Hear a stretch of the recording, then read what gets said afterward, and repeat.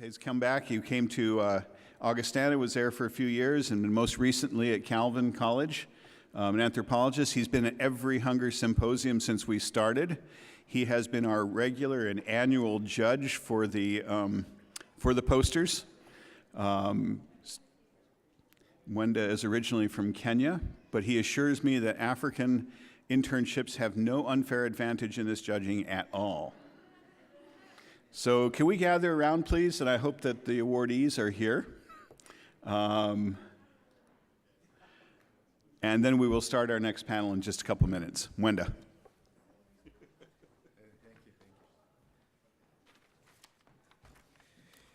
Thank you. It's always an honor to be back into the activities of the symposium, and mostly because it allows me to see that the world is in good hands. When I see these young people with their thoughtfulness and their commitment, I'm beginning to think that Hunger is a self-selecting program. You couldn't have all these brilliant people just randomly coming into this place. So there must be something that is happening in their lives and in the classrooms that is setting the pace. I can tell you that I've been to many schools, many opportunities, and I'm always amazed at the level of awareness, intellectual ability, and heart knowledge that the students bring to this symposium. Any of the students here and the questions they've asked could stand head-to-head with any graduate school anywhere in the world. And I think it's reassuring to say that this is the kind of Christian community that we hope to have. And I feel very, very honored to be part of this every time. And so let me tell you what was interesting about this selection for the posters is that most of them didn't have names. So really, I did not go by any names. I had to ask Paul, who was in this that talked about this place? So I would love to say that this was an easy process, but it's not. And the students, you put in a lot of thought to it, but like most things, my judging was very, very objective. I had like 3 key elements that I was looking for. No, it's subjective. I'll own up to that. But this is what I thought. These are some of the, for best example of weaving together reflection, immersion, and personal life application, I chose Lauren Harlow. Lauren, where are you? Where's Lauren? Come over here. You get an envelope and a book that I'm looking forward to reading, The Sound of Worlds Colliding. And it's stories written by people who've spent more time than you have probably in your Hunger internship. Congratulations. All right, and for the best research methods and presentation of application, I selected Samantha Hinkle. Where is Samantha?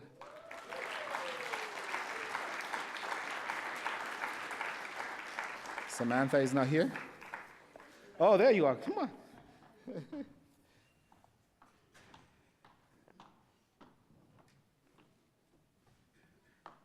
Congratulations. Thank you. And then best example of usefulness of research for host organization, I chose Chris Wilson. Is Chris here?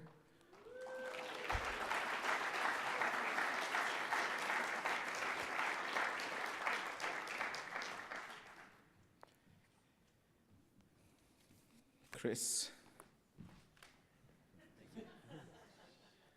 And then for most thought-provoking and intriguing work in progress, I chose Craig Swanby. Is Craig here?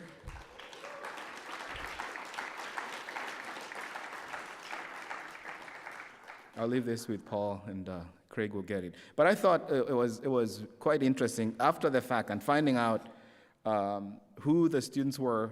It actually came down to someone who did work in Bolivia, someone who did work for in Kenya, in Haiti, and Palestine. So it's quite well distributed. And so maybe they should never have their names on there, so we go there blindly and find out. Thank you so much, and God bless you all.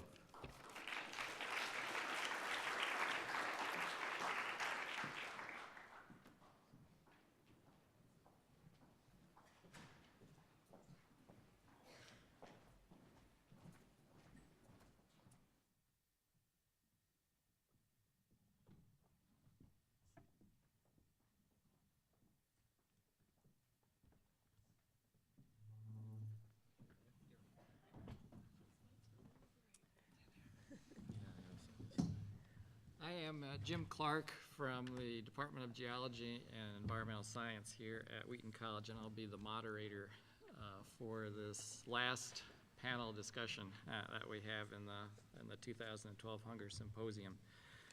Our topic is the Earth and God's Bounty, Emerging Themes in Global Food Production and Distribution. The previous panel kind of set the stage for this one. I was talking about local food production, and now we're going to up the ante a little bit and look at the global picture. And can you scale up the local to the global, and what are the issues that are involved with the situation that we have worldwide? I think we'll proceed in a similar manner that we've had with other panel discussions.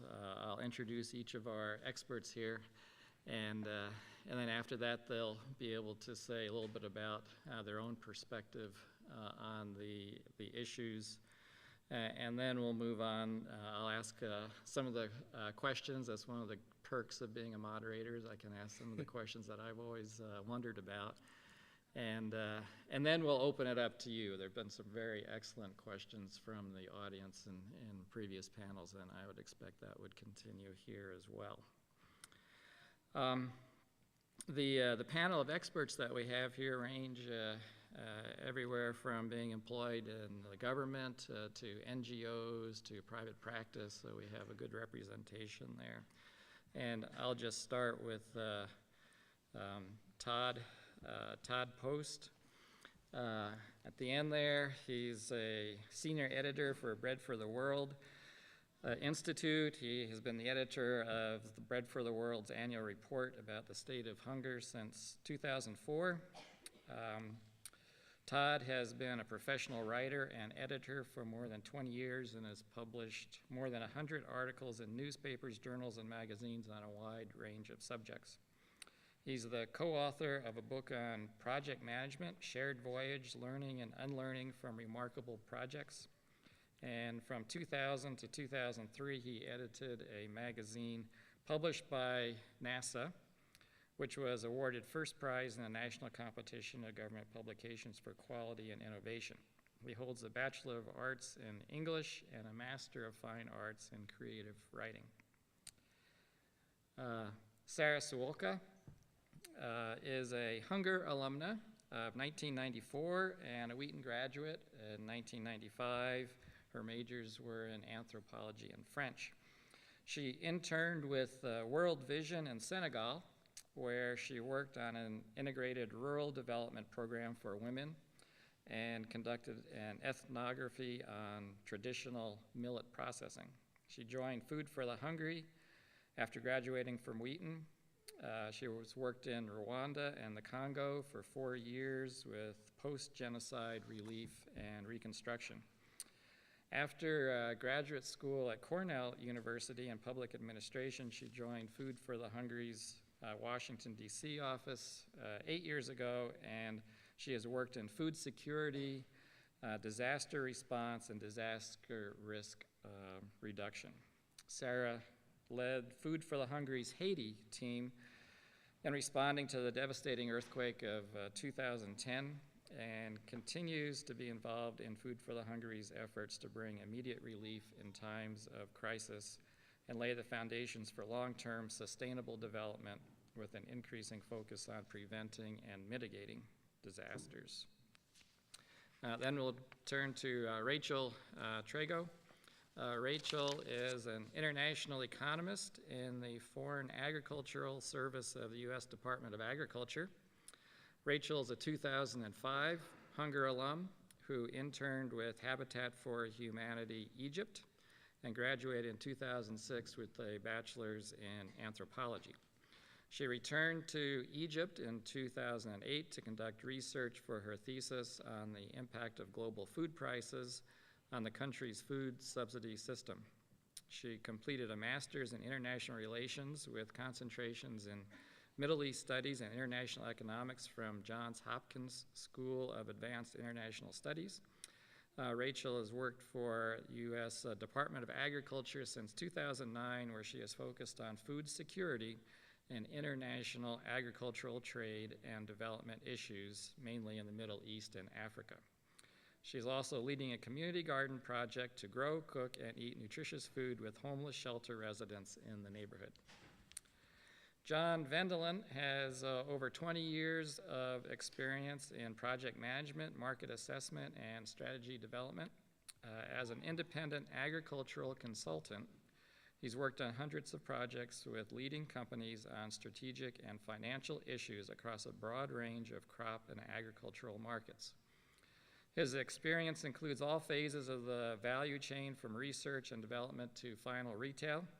He has a strong background in crop protection, seeds and seed technology, fertilizers, cereals, produce marketing, and tropical production systems.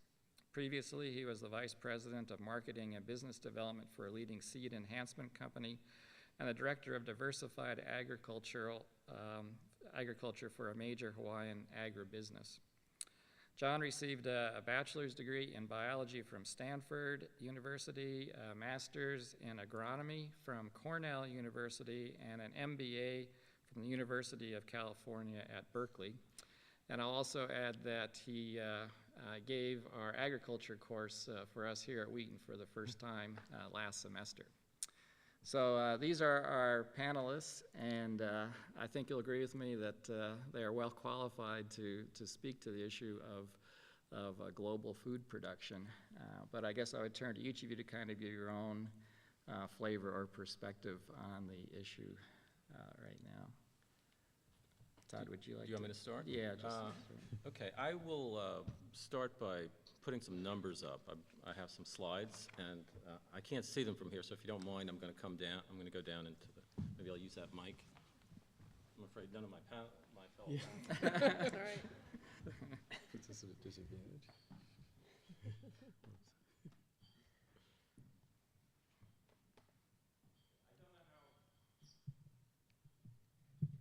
I don't know how familiar you will be with these numbers, but I thought it was important just to sort of, so people understood what we're talking about when we talk about global hunger. So if you could advance the slides, please. The next one would be, okay, so this is a good one to start with. This is basically the breakdown of how many hungry people we have in the world today and where they're located. As you can see, right now we have about 925 million people. That's according to the Food and Agriculture Organization of the United Nations, who every year do a tally on how many people are hungry in the world. Although the last year they did not update the numbers. The 925 million is from 2 years ago. That's actually it was a billion. It was over a billion the year before, which I'll get to why that was and why it fell in a few minutes. But as you can see, most of the hungry people in the world are in Asia and Pacific. We tend to think of, I think when people start talking about global hunger, they automatically think about Africa. But actually, there are more hungry people in the world in Asia than there are in Africa. And the rest of the world is, Latin America has made tremendous progress in the last 20, 30 years. And they used to be much higher, and we'll probably talk about that more in a little bit too. You can advance the next slide. So here's I hope everybody can see this. This is a global map of where hunger is at the country level. And as you can see, most of it's clustered, the worst of it is clustered in the sub-Saharan Africa region. two worst countries are Chad and the Congo. But as you can see in Latin America, it's mostly green, and if you're towards, if a country showing up as green, it's in much better condition than if you're red. So that gives you a picture of where the crises are occurring right now. So this is an important slide, I think, for when we talk about hunger. It's very easy to be cynical about it. We'll never solve the hunger problem. We'll never make any progress. David last night was talking about, actually we have made tremendous progress over the last 40 or 50 years. David was talking about in the last 20 years, but if you go further back to say 1960 or so, one out of every 3 people on the planet was hungry. Today it's about 1 out of 7. That's a remarkable story that doesn't often get told, but that's the reality. Unfortunately, as you see, the 2000s, we've made less progress in the 2000s. Things seem to have sort of flattened, and there are issues why, which I think will be part of our discussion today. But that's where we are right now. You can advance. And this is, you get to see sort of what's happened in the last few years, and you see that tremendous spike. I said at the beginning, we've got data for 2010. You can see how we jumped from 2008 to 2009 and then came back down. I'm sorry. Did you not hear anything I said?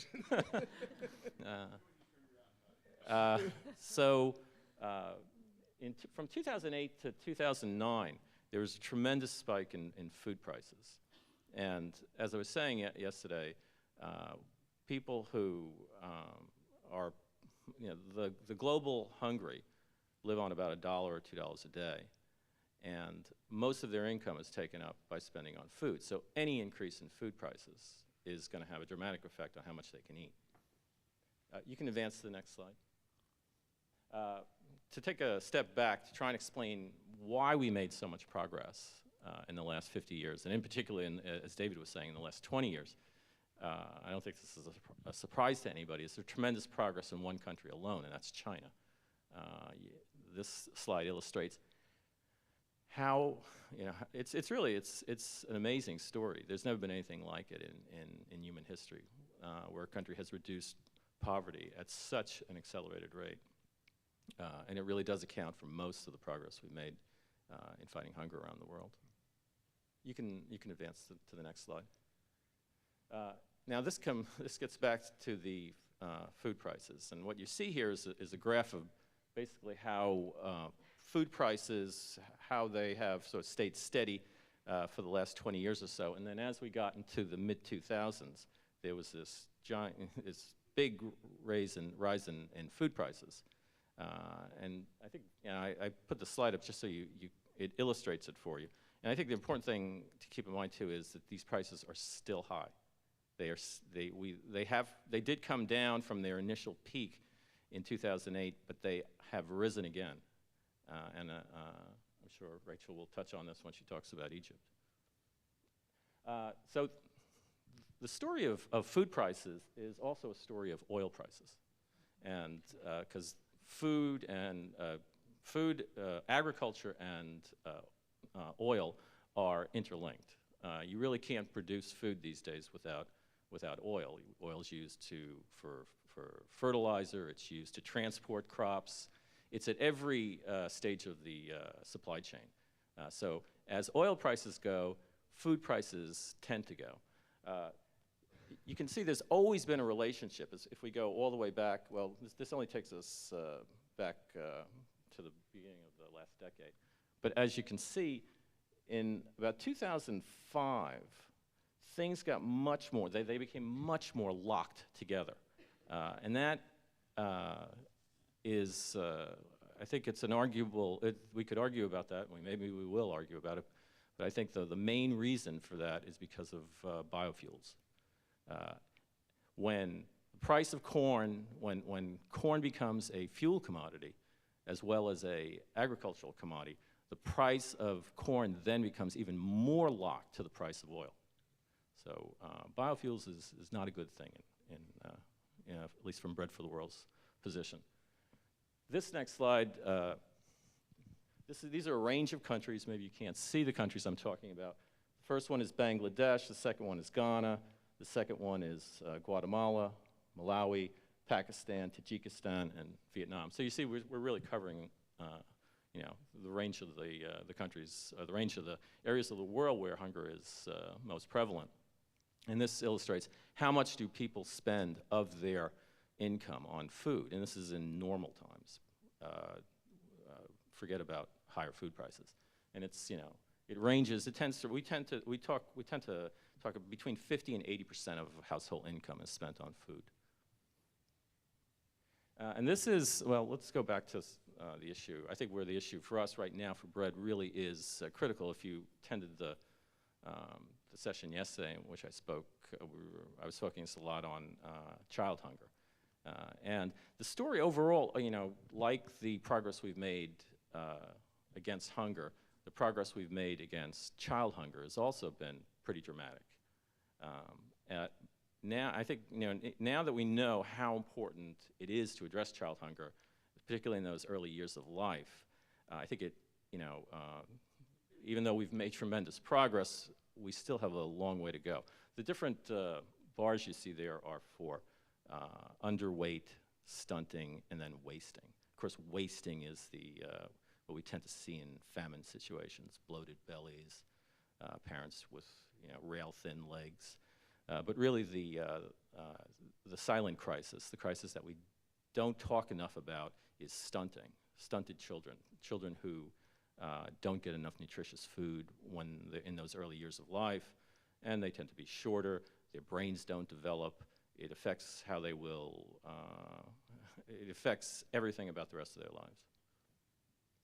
I just throw this slide up there. It's just to illustrate, I think, a dramatic illustration of what we're talking about. Every hour, 300 children around the world die from malnutrition. That would be, the equivalent of putting 300 children on an airplane and then blowing up the airplane in the middle of the sky. We know how to solve this problem.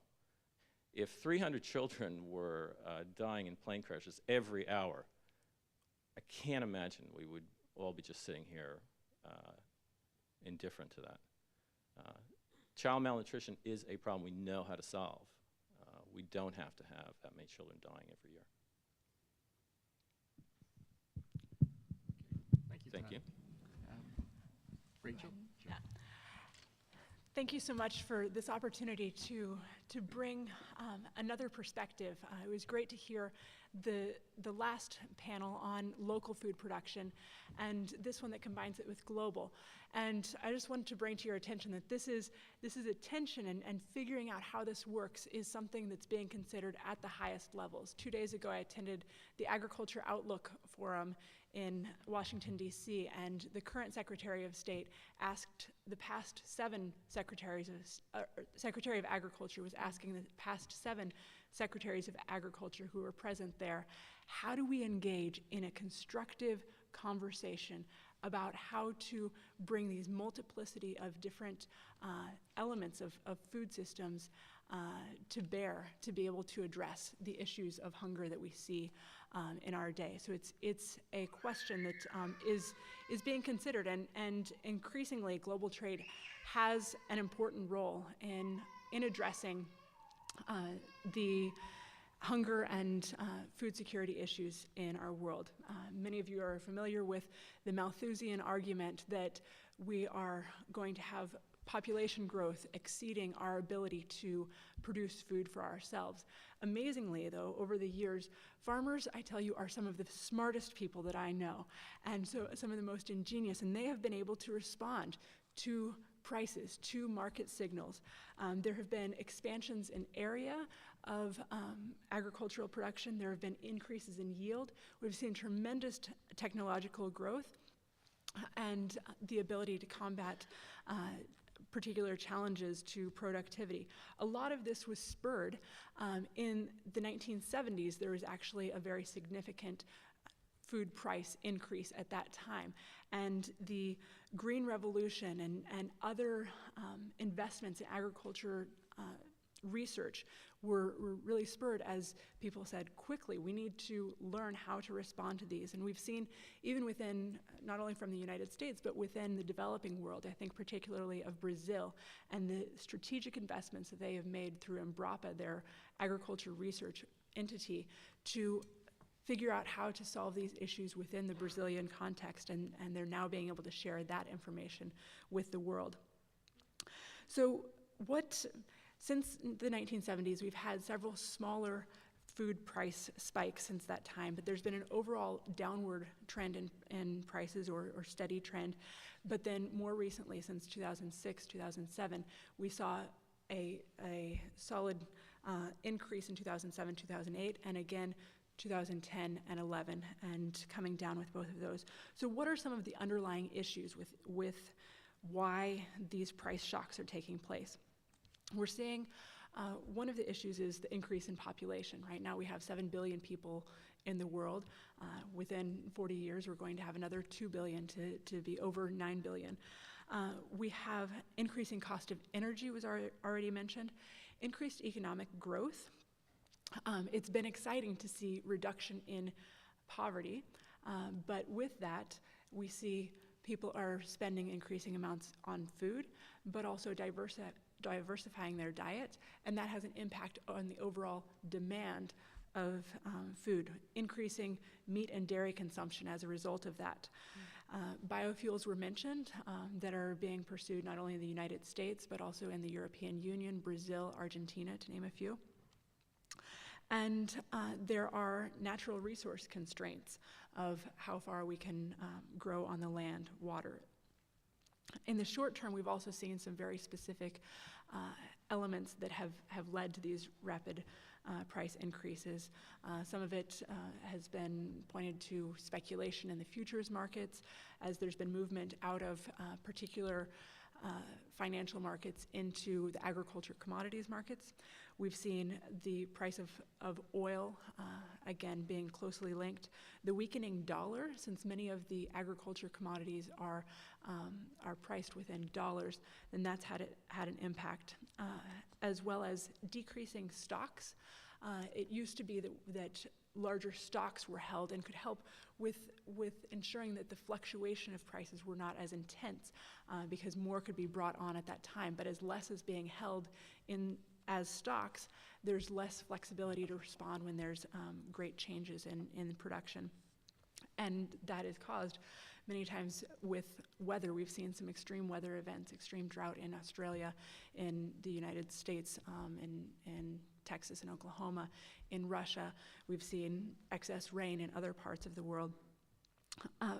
And then as each of these factors have compiled, then we also have the trade responses. So there have been export bans of countries that are producers saying, we don't want to export any outside of this country.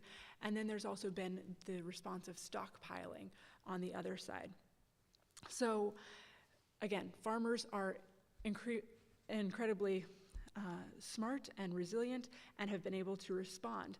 And in the short term, it's expected that, again, prices may dip down as production responds to that. But in the longer term, there continues to be the recognition these prices are at a new high, steady level, and there will be increasing challenges. So one of the issues, again, East Asia is where most of the hungry are found. There's population, but also income growth. And so as these countries are seeing, particularly within China and India, a growing middle class that is going to be demanding more.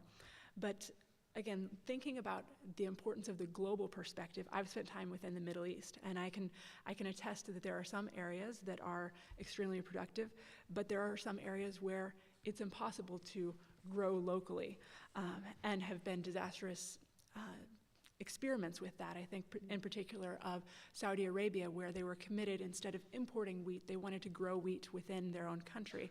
So that resulted in them paying around 5 times more than what they could buy it on the world market in order to produce it domestically.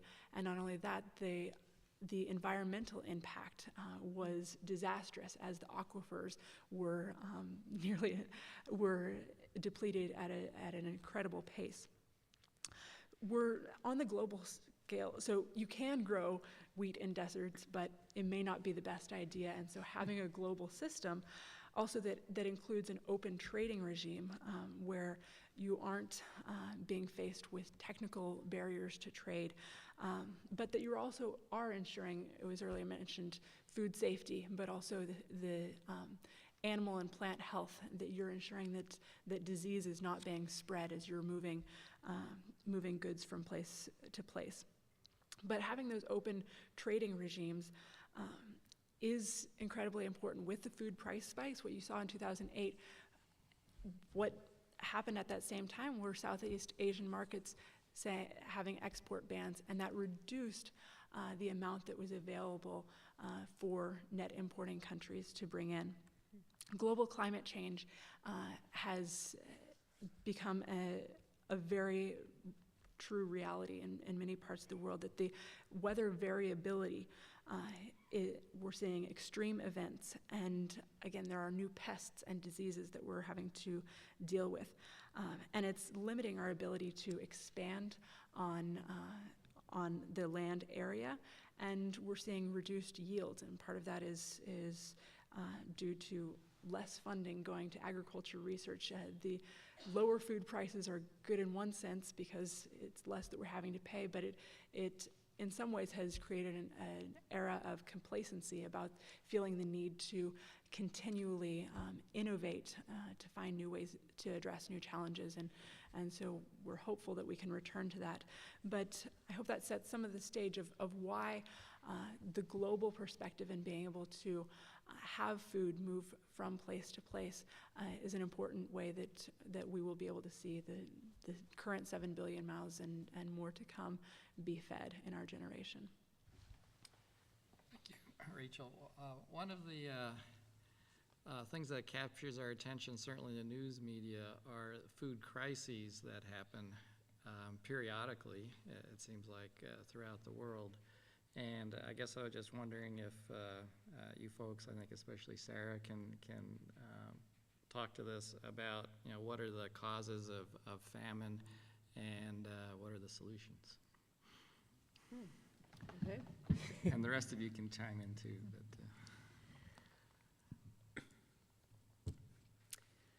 Well, maybe before directly answering your question, okay. I'll give a few kind of opening thoughts around the area of how do we respond once, in preventing and also once a crisis occurs. And I'd like to frame my comments around a concept that I've been working a lot on, and a lot of people in the food security community and beyond are really engaged with right now. It's a term that's been mentioned a couple times already, and that's the term resilience. It's something that a lot of us are struggling, not so much to define, but to figure out how to measure and how to operationalize.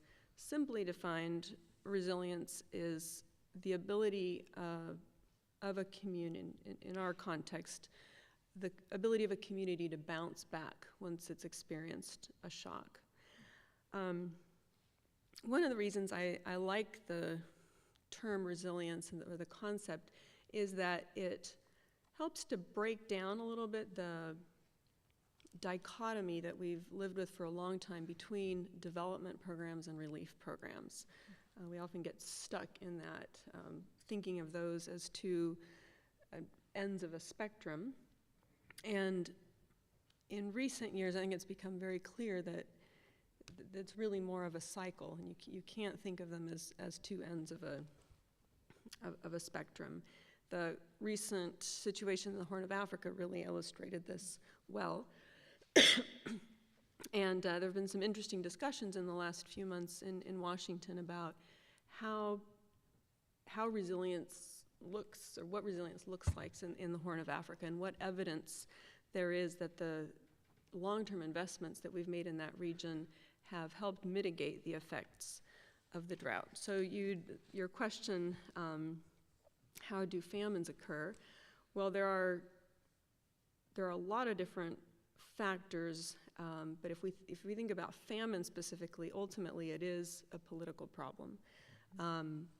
The criteria for determining what is a famine, I don't know if you're familiar with these. They were publicized in the last year quite a bit around the Somalia situation, because we really hadn't had a famine declaration in quite a long time until the last year in Somalia. So according to the UN, a famine can only be declared if 20% of households in an area are facing extreme food shortage and have a limited ability to cope. And there are specific indicators that are used to define what extreme food shortage looks like. 30% of the population experiences acute malnutrition, and the mortality rate is 2 per 10,000 per day. So those are the thresholds for determining that something is a famine. And believe me, countries don't want to have a famine declaration on their watch. Somalia doesn't have a government, so it wasn't as contentious as it would be in other places. But Niger, for example, in 2006, they really tried hard to say, no, we don't have a food crisis. And we weren't even close to declaring it a famine because these thresholds were not being reached. But even calling it a food crisis was very difficult for the country to accept because it's an indication that they're not doing their job. Sure, drought, the situation in the Horn last year wouldn't have happened if there hadn't been a severe drought and actually an accumulation of several years of drought.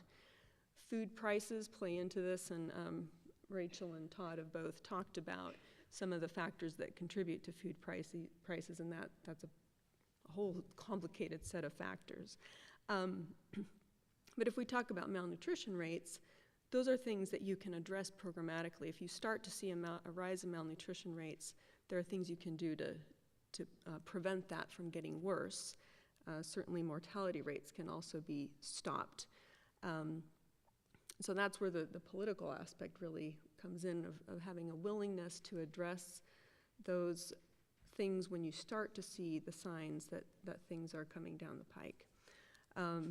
So I guess that's kind of a short answer to why do famines occur?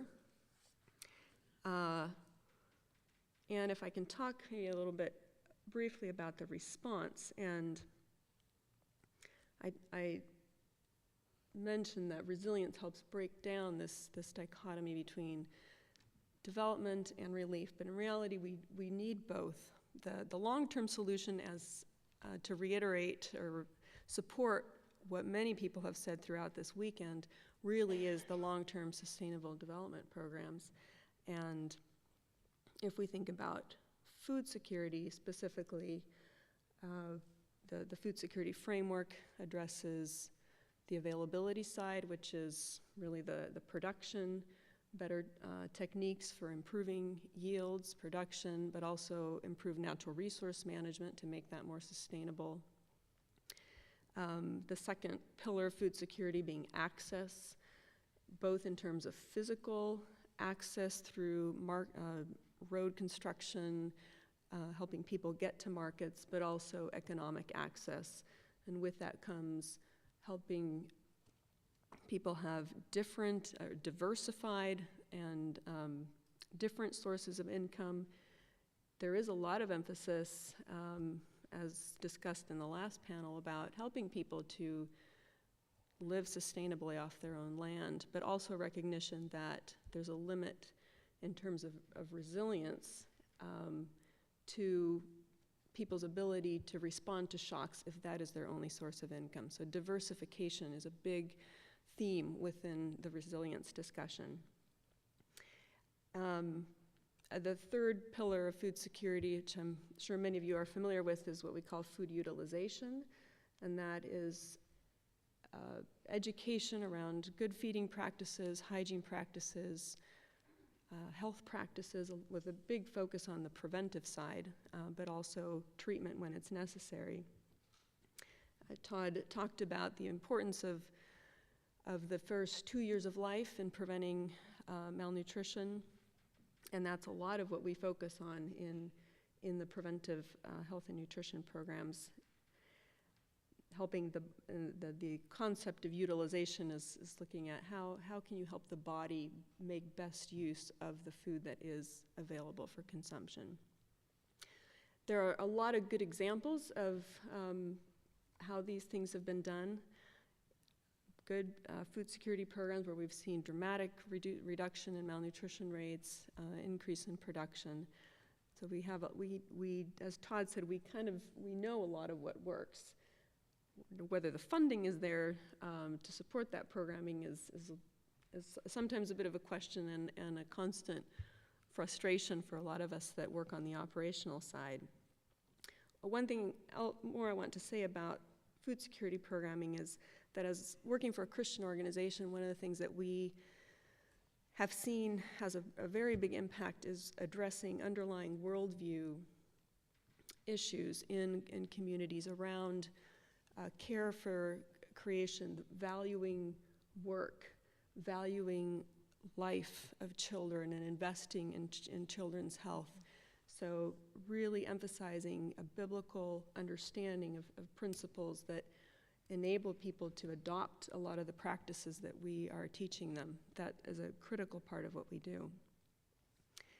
And maybe I'll just mention, because it has come up several times this weekend, that one of the main sources from the US government of funding for these kinds of programs targeting the most food insecure people comes under different names, but PL 480 Title II Food Aid. It's a bit of a controversial resource, and it's not a perfect resource, but it's really one of the few that is available to organizations like mine to work with poor communities, marginalized communities, highly food insecure areas on a fairly large scale to bring about these types of changes. So we are defenders of this program in spite of all the questions that arise around it. But and then finally, on the emergency side, obviously if we can prevent the crisis in the first place, that's the best way to do it. But there always will be a need for emergency response and timely response. Some of the big questions that are being debated right now on emergency response, which are probably not new to you. One of them is U.S. food versus locally or regionally purchased food, which may seem like a no-brainer, but in fact is a little more nuanced sometimes than it looks at face value. Another big debate right now is in-kind, whether it be food or some other commodity, versus cash. That's kind of an exciting area right now where there's a lot of opportunity for research, as we discussed yesterday. I think the jury is kind of still out on that one, but there are a lot of exciting opportunities around that. So I think I'll stop there and see if anybody else has thoughts on the famine question.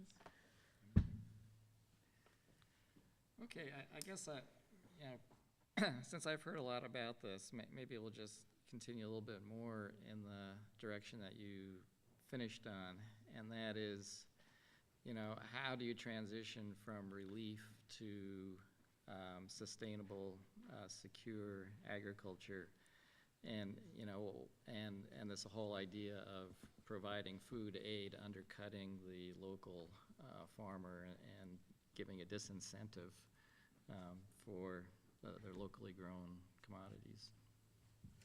Actually, there's one other key thing I meant to say and forgot. That one of the most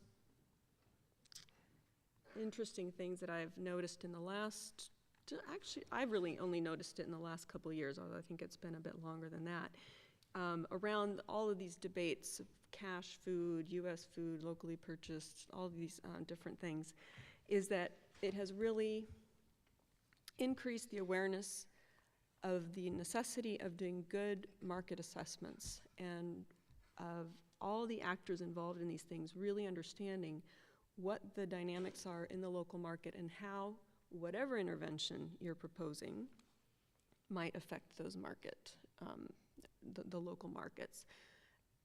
In a fast onset emergency, that can be really tricky because you don't have a lot of time to do a market assessment before you're expected to be on the ground responding. And this is one of the tensions we constantly live with, because there is a lot of concern, of course, about the long-term sustainability of responses, and yet there is from a secular perspective, what's called the humanitarian imperative. As Christians, we would phrase it a little bit differently, but the sense that if somebody is in need, we really have to respond. And there's a lot of pressure on the US government. If CNN's there covering the story, the US government gets calls, why isn't the US government there responding? And they need organizations like mine to actually go out and do it. So this is a constant tension that we have. Now, if we're talking about a drought situation, there is a lot more time. I was talking to Rachel a little bit about early warning systems, and that's a key element in really having some ideas, getting some lead time and preparing a response. Unfortunately, whereas the data may be quite good in predicting a response, you still have to have the political will for somebody to respond. And sometimes that doesn't happen until CNN gets in there and starts showing pictures of emaciated babies, where we have known for 6 months that this is probably coming down the pike. I'll jump in here real quick. Your question brings up kind of a key point that sort of ties into how I intersect with all this, is that agriculture, food is many things, but one thing is it's a very big business. And if you really sit back and think about it, it's the largest industry in the world and affects more of the Earth's surface than any other activity of the human race. So it's a big deal. You know, being at a school like Wheaton, you don't run into it as much, but if you were at a land-grant school, there'd be cows on campus and chickens and pomology departments and all kinds of things you don't run into. So it's a very big deal. And the world that we work with is all corporations, from very small to very large. We do work with some of the largest ones out there. They're the ones building the tools and trying to put these things out into the marketplace so that growers can make it. Nobody buys things because they have to. They only buy it if they think they're going to get a good return on it. And so your question brings up this tension of not wanting to in any way undercut the financial resilience, the financial success of farms that are out there, but at the same time needing to meet acute needs. There's no, I don't think, any good answer to this or any right answer, but it's a real tension. I just want to mention on the ag technology side, another dimension to all this, and I think it's been introduced really well. But agriculture moves slowly. There's only one spring a year. We only get one shot to do things, and you learn and you go another year. The lead time on development of new genetics, new chemistries that are used for crop protection, whatever, it's 10 years, 13 years, 14 years. Some of the breeding programs can be out 20 and 30 years. It's quite amazing. There are varieties from people that have been dead 20 years that still have not reached the market yet. So this is just a long, long time. And what I'm seeing, and this kind of bringing up a whole nother topic, is a lot of discouragement speaking now a little bit personally as a Christian, working in my thesis going back 30 years ago was at a business school, was on the impact of biotechnology on the seed industry. At that time, it was viewed in the environmental community as a real positive. It's since become somewhat less positive in the popular world anyway. And what we're seeing is a lot of my peers, I work with people at companies, they're afraid to mention what they do at church. When I first moved here to Wheaton a couple of years ago, I had a guy at church pull me aside. He said, "Oh, what do you do?" And we were talking. He said, "John, you might want to keep that a little bit quiet around here. Most of this church is under 30, and they're not going to really appreciate. So I just want you to understand that as well. As we face all of these big issues, you've got people around you that have been sort of intimidated somewhat into silence. They're not afraid of what they're doing. They're not ashamed of it in that sense, but the dialogue isn't happening. And there's some really big things at stake. Rachel talked about the population. There's another dimension to it. I mean, we have falling population in many countries, many key agricultural areas. So while we're going to go to 9.5, the latest models are actually predicting possibly 10 billion, somewhere around 20. We're also falling. There's negative to flat population in some of the most important areas. So how are we going to not only farm and produce some 30% more food, but do it with a falling rural base and people moving into cities and things? Lots of complicated dimensions, and it's not a simple thing.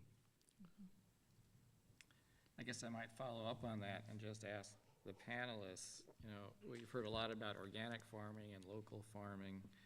Are new technologies important and even necessary for securing adequate global food supply in the future? Can we do it with organic, or do we go high-tech? No. The short answer is no. We have to produce more food, and we have to produce it on less amount of land. We have to use all the solutions that are available. I would tend to, sorry. I would also agree with that the challenges that we face are extremely difficult, and as was mentioned, the ability to breed and have new technology over the years has been quite slow. The development of hybrid seed varieties can take a long time, but there is now new technologies that are able to, we can understand the genomics of various plants and animals and can much more quickly respond to that. But there are challenges, again, from the public that frank concerns about those. But I think within the Department of Agriculture, there is the sentiment of we want to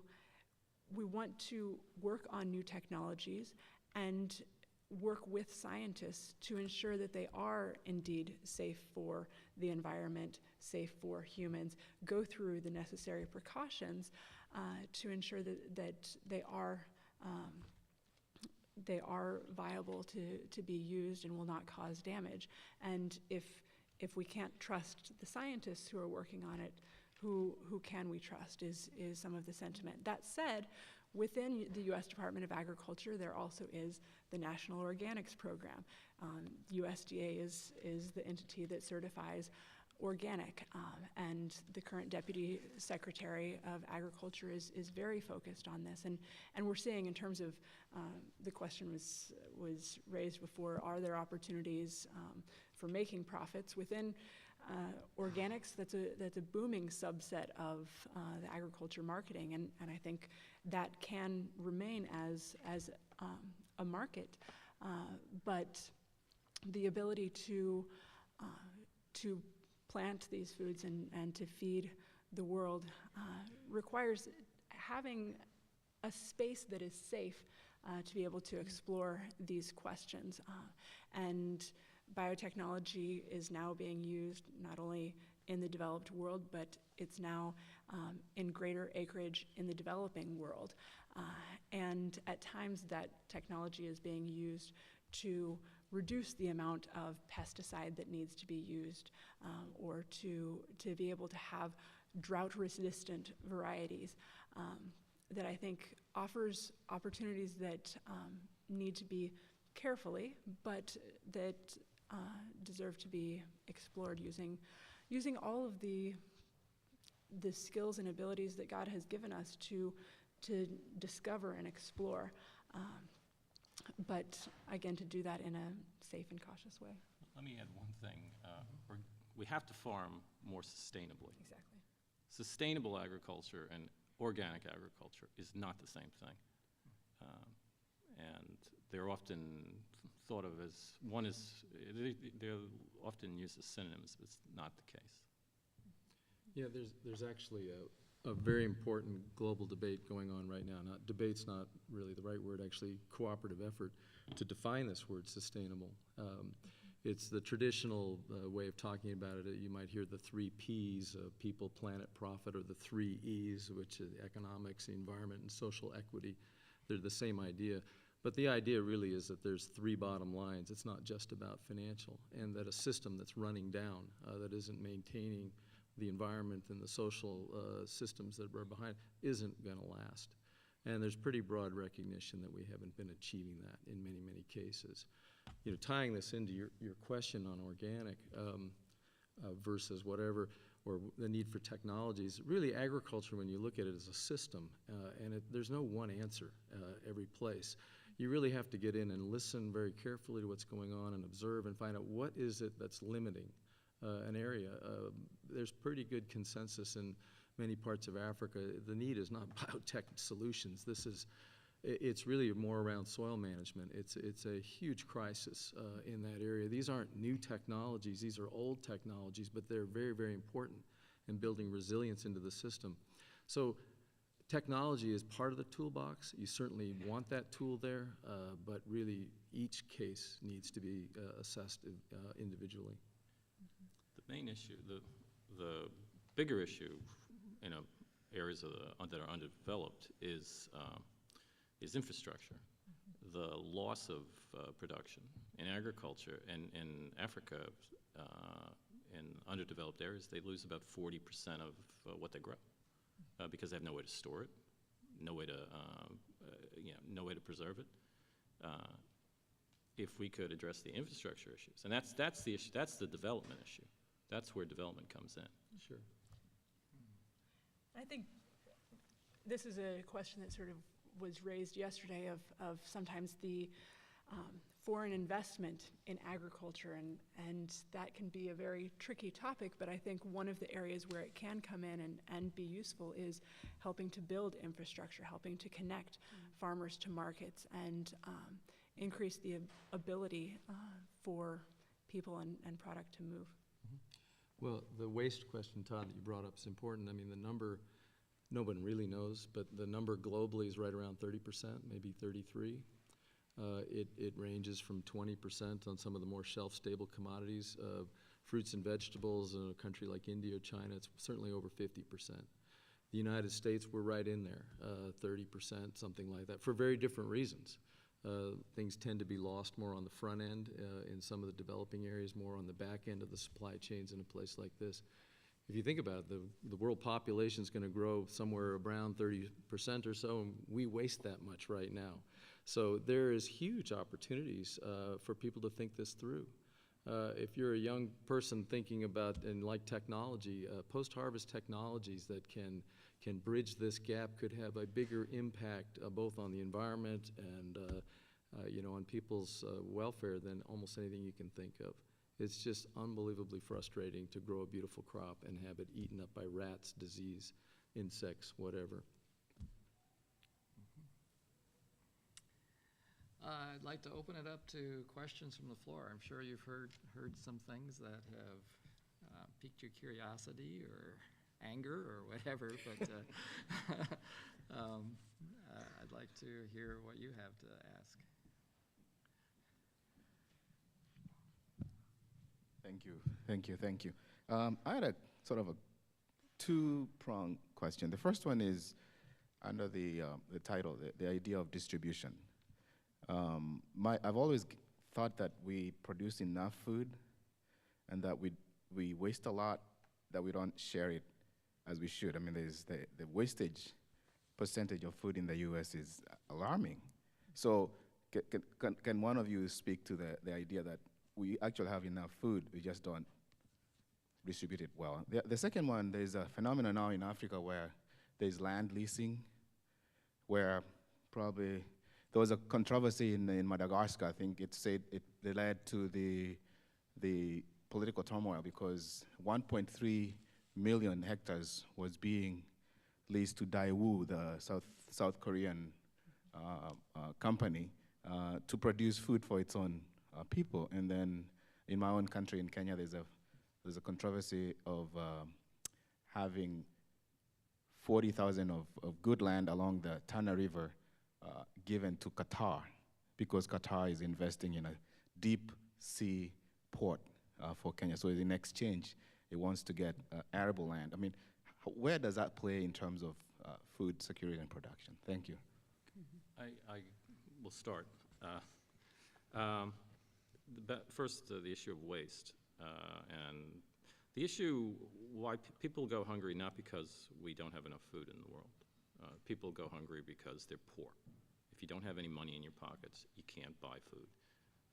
Even the people who are small farmers in the developing world are net food buyers. They don't grow enough to feed their families. We waste a lot in the United States, but it's different, and it's different than it is in the developing world. When you talk about wasting on the back end, the stuff we throw in the garbage, that's not the same as wasting before you even get a chance to decide whether or not you want to eat it. We throw a lot of food out because we grow. I mean, we're a rich country. We can afford to produce as much as we do and throw it out. In the developing world, if you look at the front end, as you were talking about, we actually don't waste much at all. In the United States, the waste at the front end in the production is more like 2%. It's very little compared to Africa, where the waste is all in the front end. So that's the issue of infrastructure. We have infrastructure here. They don't have infrastructure. Now, the issue of land grabs is having a direct effect on food security, and it will have a direct effect on food security. I want to, it hasn't come up, so I just want to come back to biofuels. One of the reasons that people, countries like China, like particularly Europe, actually, Europe can't get off the hook. They are buying up land in Africa to produce biofuel, mostly palm oil. This is really a long-term problem if we don't get off biofuels, because the rich world is buying land to produce fuel because it doesn't want to pay more for gas. Right? In the poor countries, people riot, governments fall because food prices go up. That's never going to happen in rich countries. We pay too little for food. Food is never going to rise by that much. Although governments do change, people do get thrown out of office, and people do actually take to the streets if gas prices go high enough. This attempt to use biofuels to reduce the cost of fuel is a losing battle. At best, it can only have a marginal impact on reducing fuel costs. So what you have is you have the rich countries of the world purchasing land to hold down the cost of fuel, which is, we've already reached peak oil. It's a losing battle. More people around, for the reasons that Rachel said, more people are using fuel as they get out of poverty. China, India, name Brazil, name the country. They want that land for biofuels. The people who need that land for food, are living on $1 a day. They're already spending 50% of their income on food. Taking that land away from food production just means they're going to pay higher costs for food, so that we can reduce the cost that we pay for fuel, which is, it's never going to be more than a fraction of what we pay for fuel. I think one of the big concerns with that too is the environmental impact of, if you're talking about palm oil, for example, it's awful for the soil. So that land, even when it does come back to the country, is going to be pretty much useless. So it's one of the many concerns about that. Just to play devil's advocate, I wanted to really challenge the idea of if we have peaked fuel, seeing the peak of oil, what are other resources that we can draw upon? I definitely agree we can explore soil solar and wind. But this is one element. I think it should not be the primary element of diversifying where we have our energy resources coming from. And I think, as you mentioned, as we're growing, I mean, how many of us want to turn off our lights and not be able to charge our computers and all of those things? We desire to use more energy, and I think we have to think very critically, because our choices that we make here about our food, but also about how we're using energy, matter. And we need to be very careful, because if we are selecting, choices that, I mean, the food and fuel, as you mentioned, are now very closely linked, and I think it's going to continue to be a challenge for policymakers to find opportunities to, are there ways that we can have non-food, not be using corn to produce fuel? Can we use other lands? Can we use algae? It's not just about corn, it's about land. Exactly. It's about how do you use the land. Mm-hmm. You can't get enough energy out of agriculture to make a significant impact on fuel costs. So you never, no matter whether we go to cane, whether we go to cellulosic, you're just not going to produce enough energy from it. So the question is it worth pushing that many more people into food insecurity? I think we should look for other alternatives in which we don't have to make any decisions between how we use the land, whether for food or for fuel. This is an interesting discussion, one that gets debated all the time. We work with clients that are developing technologies in this area, and I'll tell you, they have this exact same argument over lunch, and it's very difficult. I had a professor going way back, back before all this started, who was an ag economist, and he threw out the warning. He said, it's kind of building off of what Todd just said. He said, if you ever want to come up with a scenario for spiraling food prices, have two essentials in your economy tied to a single resource, both food and energy. And if you're ever on that page, neither can give, and there you go. This year in the United States, 2011, we used 39% of our corn crop for ethanol. That's of about a 91 million acre base.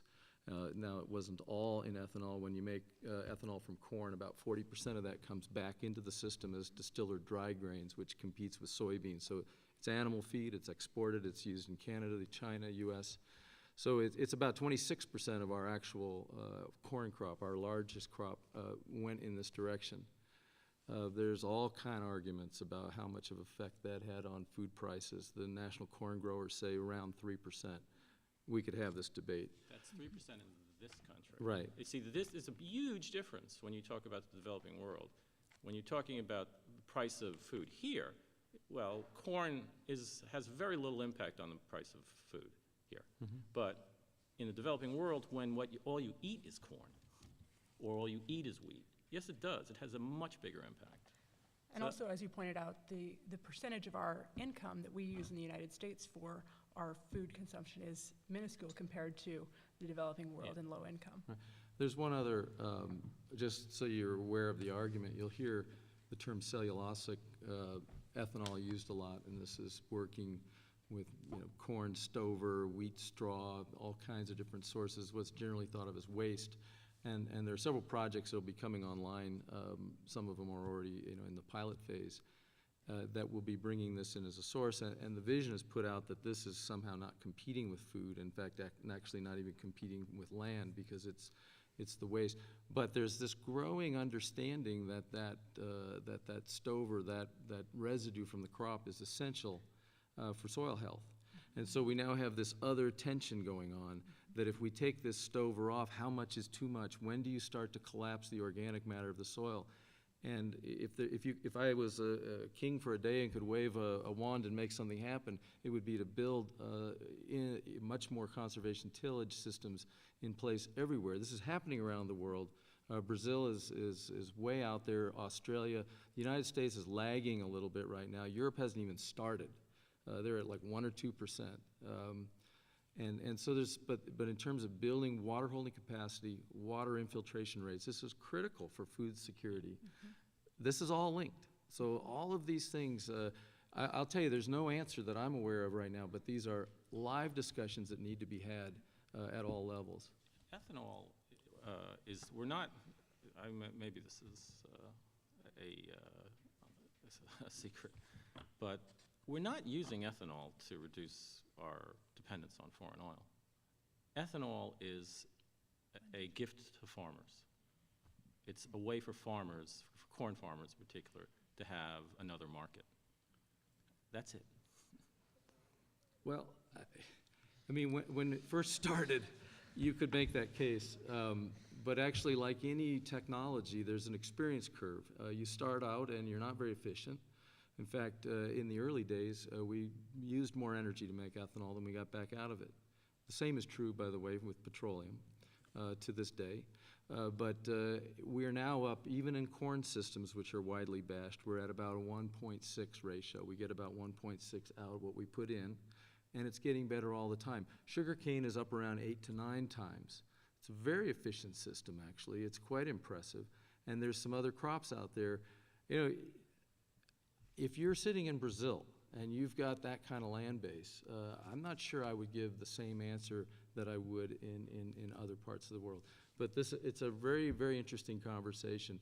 But I would build in, the possibility of increasing efficiency and that this equation could change, because all of our energy sources have costs. Utopia is not one of the options on the table so far. So whatever we do, there are trade-offs, and absolutely there are on the agricultural ones. Should we see what other Yes. questions are? Sorry, going Easy on. topics, you know. Obviously, this is an important topic. This might not be a very good question. If it's not, then we can go back to talking about ethanol, because that's really interesting. But when you're talking about food security and I think what was brought up in the last panel, food sovereignty, is there any, my question is about cultural preferences, or actually cultural needs for certain foods, certain crops. For instance, in certain areas of sub-Saharan Africa where I was an intern, maize production and maize consumption was as important to the people there as I'd say al-halal meat preparation is in the Middle East. Does that affect your initiatives at all, or on a global scale? Is it affected negatively, positively? If it doesn't at all, you know. Good question. I think it is an interesting question, and I think sometimes I feel that there is this perception of static culture and static consumer preferences for this has been and always will be our food. But the fact of the matter is over the years, we have had agricultural trade. We've had different,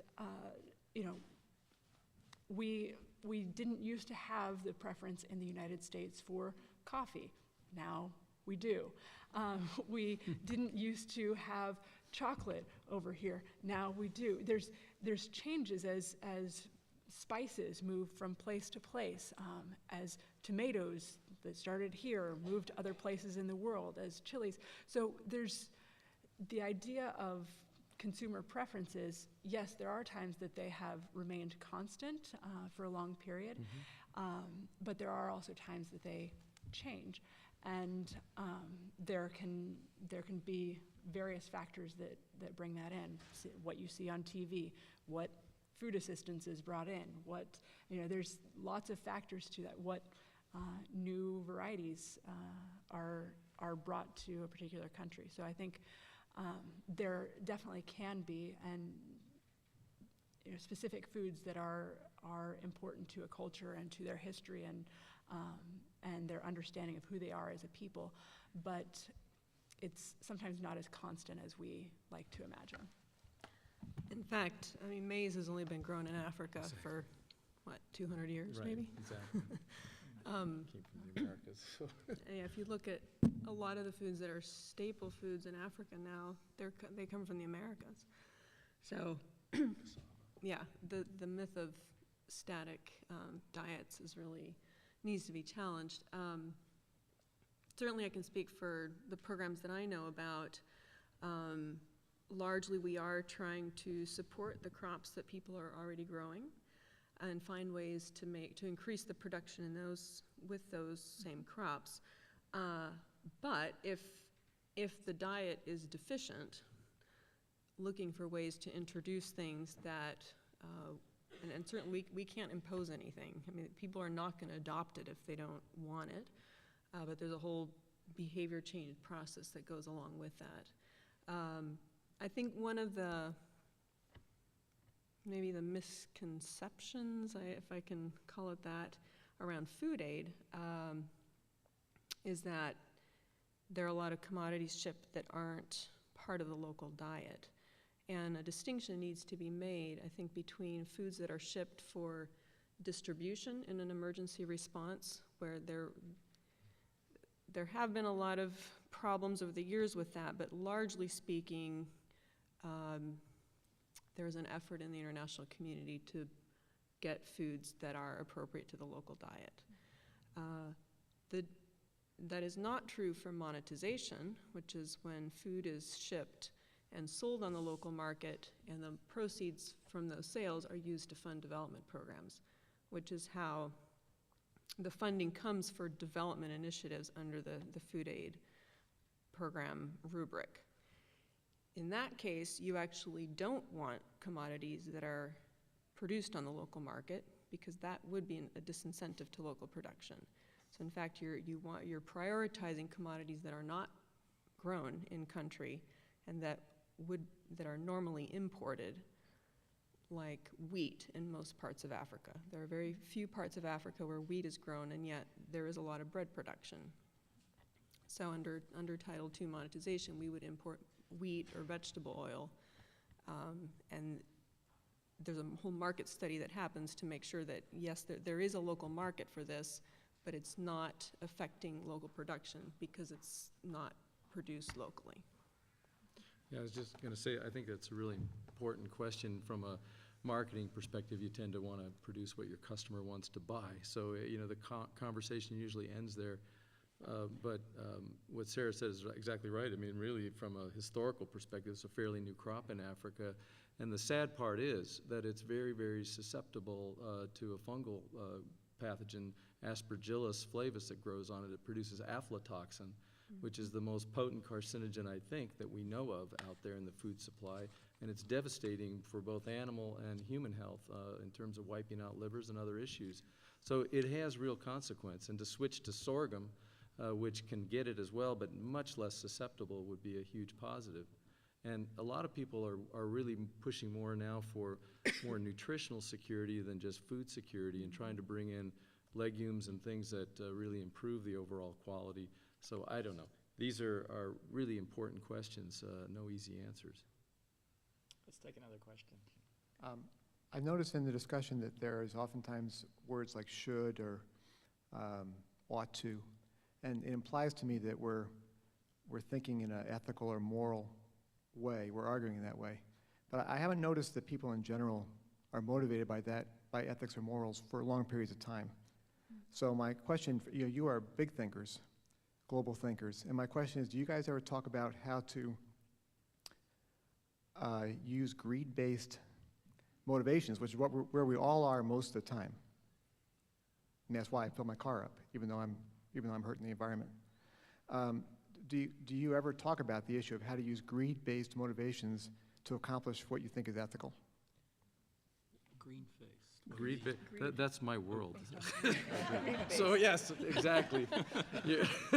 I mean, at the end of the day, nobody buys things unless they think they're going to be better off for it, and we're trying to build business cases to work in their best interests, as they perceive it, so they're going to get a good return on investment.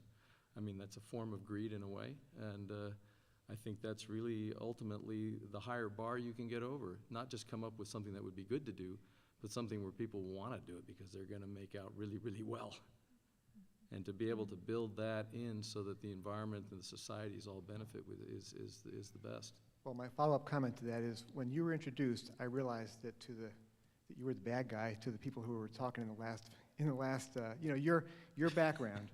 You're from the people that people on the last panel like to hate. You know, your business, and I appreciate you. I think what you're saying is practical. I hope it's not that bad, but yeah. Well, you actually admitted it when you talked about how you were counseled at church. So I think you are practical, and I just like to hear more about whether the rest of you are thinking in practical terms, so that we don't have to be worried about. Yeah. I don't know how to live my life if I feel guilty filling out my car. I just don't know how to do it, so I don't think about it. I don't want you to feel guilty. I don't think, this is not a surprise, but I hope we all act in our own self-interest. That's generally norm. Is probably, we're hardwired. But we don't elect governments. We don't build institutions. We build institutions to as a ballast against that, when we know that the consequences are very serious.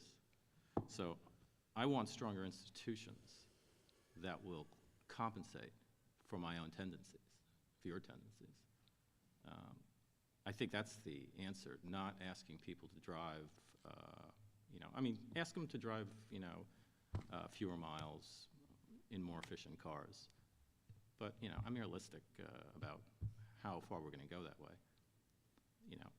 I would much rather see a tax on carbon or change, than an initiative to get people to buy, Priuses, because I don't think the latter's going to work. Can we take another question? And we're coming to the end, so maybe one or two more. Yeah, I just want to heap a little ethanol on the blaze here. Oh, not another ethanol joke. I wanted to just ask, so when we talk about issues of biodiversity conservation, they can seem pretty superfluous in light of starving children, malnutrition, things like that. And in light of the expanding human population and things, I was curious at what level in your various professions and areas of expertise you see increased agricultural production cooperating with biodiversity conservation. It isn't superfluous. That's No, it's not. exactly, if we are really serious about not only feeding our mouths now, but our children's and our grandchildren, it absolutely requires us considering the health of the soil that we have. As was mentioned, we have to think about, are we returning organic matter to that? We have to think about how we're utilizing water resources, what is going into the runoff, the fact that there's excess nitrogen at the base of the Mississippi River is of great concern. And so from USDA's perspective, there's been programs, and especially since the Dust Bowl, when the impact of not taking care of the soil and not taking care of the environment had an extremely detrimental impact on the Midwest and where my grandmother was as well. The USDA has seen that investing in those kind of health of our environment and soils is foundational to being able to grow anything. The biodiversity question is one of the hardest ones to measure. It's very important. We're seeing some real challenges right now with pollinator species collapsing in some places around the world. Multifactorial, people aren't sure exactly what's going on, but they know it's important. Earthworms, health, it's very complicated, and there's a desire right now from our largest food companies and retailers, Walmart on down, to develop a metric for exactly your question. What is biodiversity? How would we measure it? How do we actually build standards for that into the purchasing decisions that are made in the big supply chains? If you want to work in an area that's important, I would say that this is a good one. It's so easy to do the efficiency metrics. Did we get more this for so many gallons of fuel, or what's our? But when it gets to questions around biodiversity specifically, very, very hard to measure. But there's a desire to do so. On the programmatic level, where I work, a lot of it is about, I talked about that worldview education with communities, with church leaders, with community leaders to build, to support their own awareness of this issue, because a lot of times, as has been mentioned in other panels, there is a wealth of indigenous knowledge about these things, but to really validate and support their knowledge. And then certainly within US government-funded grants, there's a pretty rigorous system of environmental impact and really getting organizations like mine, or making sure that we're thinking through all of the potential impacts of our interventions to avoid negative ones, but also to build in positive aspects of that. Another question there. Yeah, I'd like to hear you guys talk about the problem of physical accessibility. We've been looking at this picture of a guy with his bike full of bananas, but he has to walk his bike on a dirt road. You can increase the quality of the soil all you want, increase accessibility to water, increase the capability of your crops with genetic diversity all you want, but if you can't get your crop to market, not much is going to happen. So I'd like to hear your guys' responses to that issue. The sad thing is that that picture is a hopeful picture. Yeah. In many places, he has a bicycle. He's walking on a path. Did you have something to add? Having taken that picture, the other part of it is that he has 6 bunches of bananas. I mean, these are like this. He's taking those because it's too heavy to ride his bicycle. He has to push his bike up that path to the main road where the trucks come and take it to Kampala. That entire bike load, which is probably about 200 pounds of bananas, is worth about $3 in his, for him. By the time he gets to Kampala, it's worth probably 30 times that. So this is, this is something that we work on a lot, but of course the scale that we can reach is fairly limited. But it's not only about physical access, so road construction or rehabilitation, a lot of it through food for work or cash for work is a big part of what happens in food security programs. But it's also about making linkages between the producers and the larger markets and making sure that there's information flowing about prices so that people don't get taken advantage of.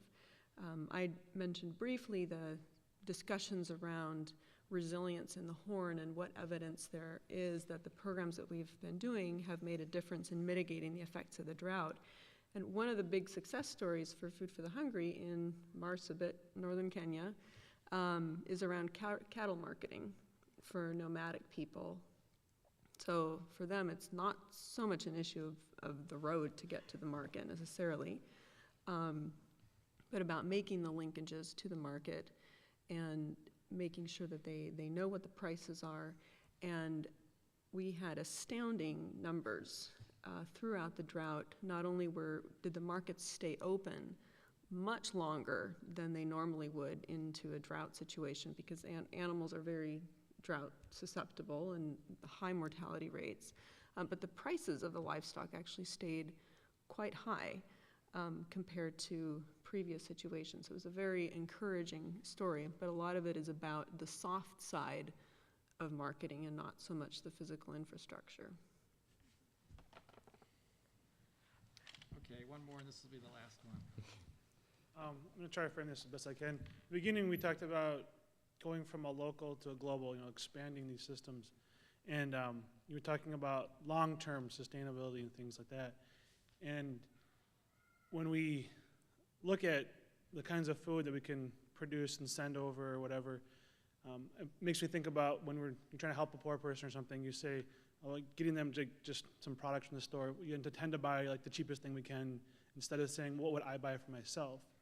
And so thinking about that and the types of food that we can produce, environment and issues and all those things that kind of come into play, when we look at what we've done with especially in America here with our food production system, we've taken a complete system with our animals and plants on the same soil, biodynamic farming, and we've separated them and created 2 problems. We have a waste problem from the animals that we're not using for the plants, And then we have an issue, we need better nutrition for the soil, for the plants we're producing. And so now we've created two problems from a complete system that had no problems. So I guess I'm saying is that's something we can do on a smaller local scale. Is it possible to produce food in a biodynamic world? I don't know if you want to call it organic or whatever, but in a biodynamic sense for the world, for the global. I mean, taking that local and expanding it to a global context, as opposed to saying, well, we've just got to produce as much corn as we can on the smallest amount of acreage as we can for the highest yield, even though it's not as nutritious as it once was. It's not, you know, taking it down and then saying, well, we're just going to send over what we can of the cheaper, less nutritious food instead of producing the best quality, best we can. And then that's thinking, to me, long-term thinking instead of saying, what can we do right now? I don't know, what do you think? Well, I don't. That's a very good question. It's a very complicated question. Yeah. But so let me just try and answer a piece of it, and maybe my fellow panelists can address some of the other issues. I mean, the issue around the systems that, you know, what's happening is as people, you know, I'll answer from a bread for the world perspective. I mean, as people get out of poverty, they want to eat better. Right? And the first thing they usually want to do when they stop eating just raw grain is get a little meat.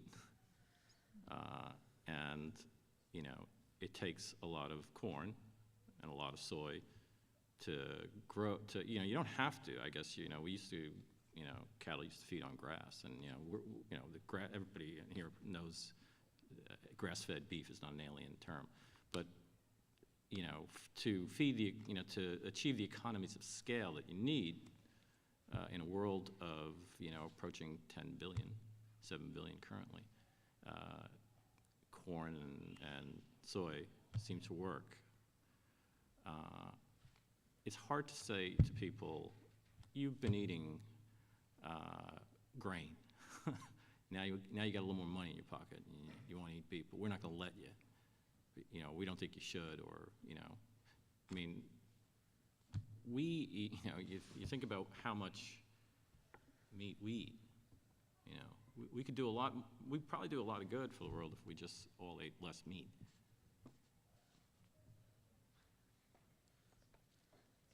I think you raise, again, very excellent points, and I think it's, there are folks who are working with livestock in concentrated feed operations that are now having to figure out, well, what do I do with all of this manure? And some of that is turning it actually into energy to then use for on-farm energy, but I think you're exactly right. We have extracted these, you know, that used to go onto the fields that then had, you know, grains being produced on it, and so it wasn't as extracted. But I think as those entities become more concentrated, it does become much more difficult to reverse that process, because the demand is increasing, the land is not increasing, and it's, you know, so those who are desiring to have it on grass-fed beef, there is a premium there for some, and I think it doesn't point to an ideal situation, but that's some of the reality of the world that we're living in. Yeah, I just real quick add that, you know, a lot of the concentrated animal feeding operations that were built really didn't place a value when those decisions were made. The scale of economies were kind of on disposal of the waste. It was just assumed we could take it out and dump it on the fields around. So you'll see in the Midwest, you get into Canada, a lot of this has moved up into Manitoba in the case of like hog operations. It's going to be pumped out through systems up to 5-6 miles. Usually it's within 2 miles, and put on at unbelievably high rates on the field. The phosphorus levels tend to go up, and if there's any sensitive water there, it becomes devastating. So this wasn't factored in, I can tell you, and so this was an externality in their decision, and it really wasn't. I mean, externalities are kind of a fiction. It's really just separated in time. The costs are still there. So there really is, you know, a lot of work that needs to be done to kind of balance the equation. And educated consumers, systems that connect so that, you can make a real decision around this will help shift that. But even without that, the regulations and things are starting to make it very, very difficult for people to get past a certain size. As looking at it from a purely economic standpoint, it needs to be smaller when the full costs are brought in. So I'm very sympathetic to where you're going. I know your question had many other dimensions that we're not doing justice to, but just taking that one piece. I think with that, I think we'd all agree that, first of all, the questions that have been raised are big ones and important ones, but we probably can't answer them in the hour and a half that we had here. But I wonder if we could thank our panelists for...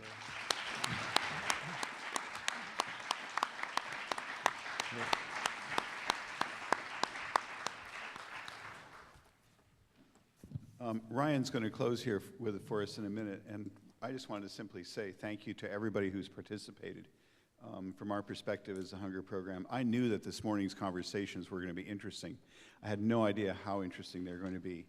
And I think what this has done is really shown us the validity of what we were trying to do this weekend, is to show you as students and potential alumni and whatnot, just give you a sense of what you can be doing out there, both in terms of your lifestyles and your lives and advocacy and involvement in lives that really center on our global systems, on the poor and excluded, and on the rest of us. We occupy this planet together. So thank you very, very much, everybody, for being here as well.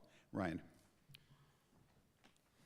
All right, so what we'd like to do is, do want to thank all of our panelists, especially this morning, thinking of how rarely we have a common dialogue around these things, having similar motivations and hopes and being driven by God's call to serve and love our neighbors as ourselves, and how many directions that sends us in. So I'm thankful that we are able to have a common dialogue and seeking God's heart in all of this. And speaking of food, I would like to invite those of us who have RSVP'd for our lunch, our final lunch here, and our alumni, students, Hunger alumni, speakers, and families to come join us for some table fellowship to close out our symposium here.